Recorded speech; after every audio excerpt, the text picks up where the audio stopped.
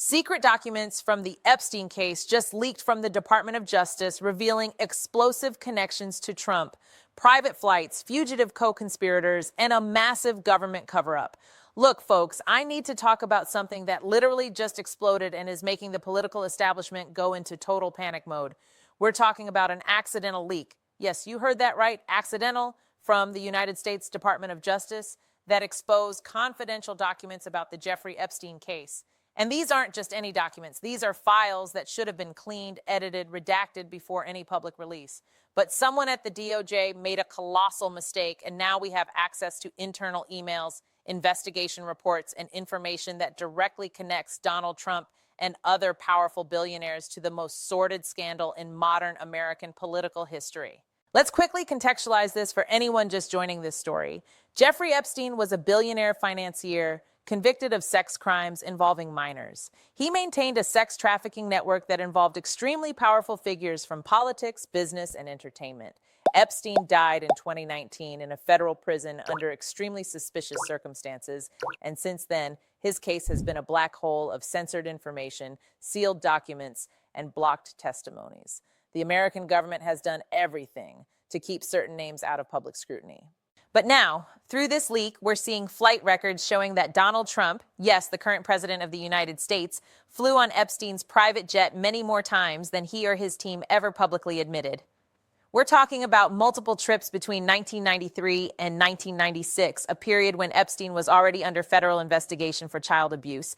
And these weren't commercial flights or casual coincidences. Trump was flying alongside Ghislaine Maxwell, Epstein's main facilitator, who is now serving a 20-year prison sentence. On some of these flights, records show only 3 people on board: Trump, Epstein, and a woman identified only as being 20 years old. This is absolutely devastating because it completely contradicts the narrative that Trump and his allies have been selling for years. They've always said that Trump and Epstein were just superficial acquaintances, that they met occasionally at social events at Mar-a-Lago or at elite parties in Manhattan. Trump even said publicly in 2019 that he wasn't a fan of Epstein and that he had distanced himself from him years before. But these documents show a much more intimate, much more frequent, and much more problematic relationship than anything that has been admitted until now. And here's the crucial point that no one can ignore. These trips happened during the period when Epstein was already being investigated. We're not talking about before the accusations came to light. We're talking about a period when federal authorities already had evidence of criminal behavior. So the question that needs to be asked is, what did Trump know? When did he know it? And why did he continue maintaining this association? Now let's dive into the most disturbing part of this leak, the 10 co-conspirators. One of the internal DOJ documents explicitly mentions 10 individuals who were identified as co-conspirators in Epstein's sex trafficking scheme. 10 people who weren't just passive observers or casual acquaintances, but active participants in the criminal operation. And here's the scandal within the scandal. The American government knew who these people were and deliberately chose to protect their identities. Let's get into the details. 3 of these co-conspirators are in Florida. 1 is in Boston, 1 is in New York, 1 is in Connecticut. Some have already been cited or subpoenaed during previous investigations, but were never formally charged. 4 of these individuals are described in the documents as at large, meaning they either fled American jurisdiction or are being actively protected from criminal prosecution. And one of these names that appears repeatedly in the documents is Leslie Wexner, the billionaire founder of Victoria's Secret and Elle Brands, who had an extremely close financial relationship with Epstein. Wexner is an absolutely central figure in this story because he essentially gave Epstein unlimited access to his fortune and his networks of power. Epstein managed Wexner's fortune, had power of attorney over his bank accounts, and even lived in a Manhattan mansion that was legally Wexner's property. When asked about this years later, Wexner claimed that Epstein stole from him, but never filed a formal criminal complaint. This raises obvious questions.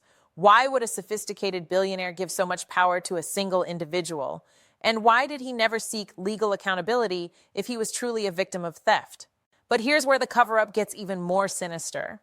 The leak shows that during previous reviews of these documents, the Department of Justice deliberately omitted evidence and censored information that could have exposed these co-conspirators. We're not talking about legitimate redactions to protect witnesses or national security information. We're talking about political censorship to protect powerful people from criminal consequences. And the proof of this is in the leaked documents themselves. It turns out that DOJ technicians did an extremely incompetent job cleaning these files before publication. They used a digital redaction method that can be easily reversed. All you need to do is copy the PDF text and paste it into a text document, and boom!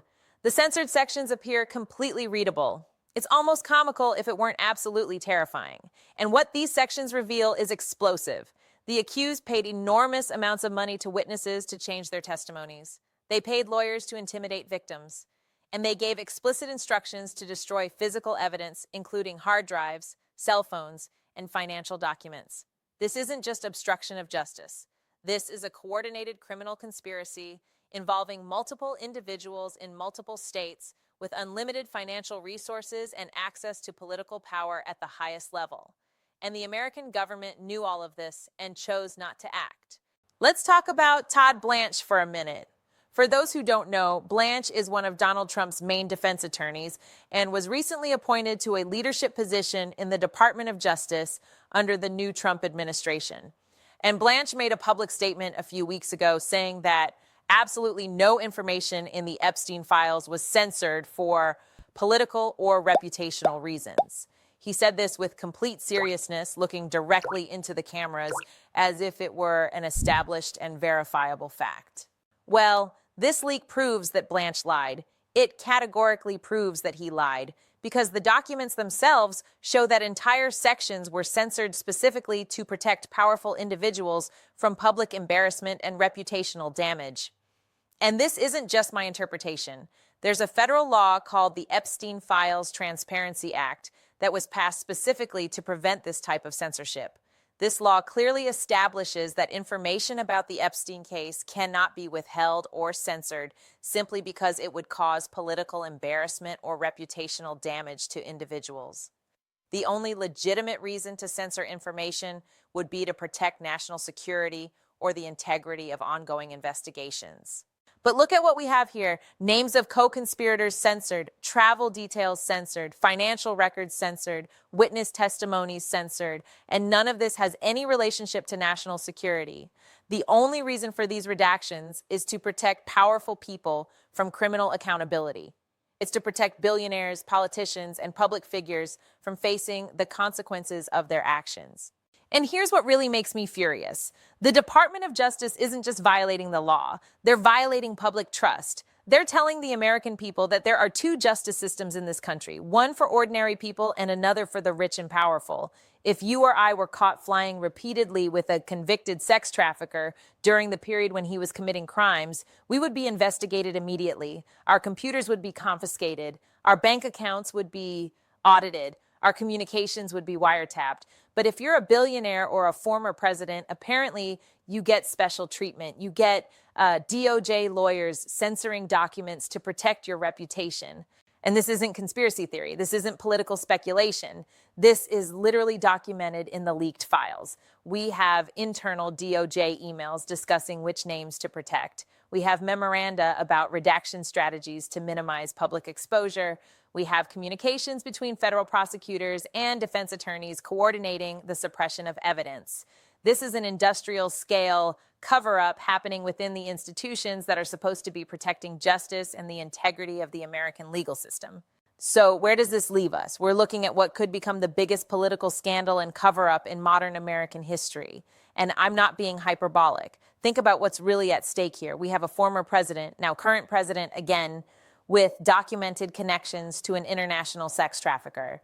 We have records of multiple trips under extremely suspicious circumstances during a period when crimes were being actively committed. We have 10 identified co-conspirators who never faced criminal charges. We have evidence of payments to witnesses, destruction of evidence, and coordinated obstruction of justice. And we have a Department of Justice that is actively suppressing information to protect these individuals. And here's what needs to happen now. Congress needs to open an independent investigation immediately. It cannot be an investigation led by Trump allies. It cannot be a commission controlled by people who have an interest in covering up the truth. It needs to be a completely independent investigation with subpoena power, with authority to question under oath anyone mentioned in these documents, and with the capacity to refer criminal charges to state prosecutors if the federal DOJ refuses to act. Epstein's victims deserve justice. They deserve to see all the individuals who participated in these crimes facing consequences. And the American people deserve complete transparency about who was involved and what exactly happened. Because if we allow this to be swept under the rug, if we allow powerful people to escape accountability once again, we'll be setting an absolutely devastating precedent for the future of American democracy.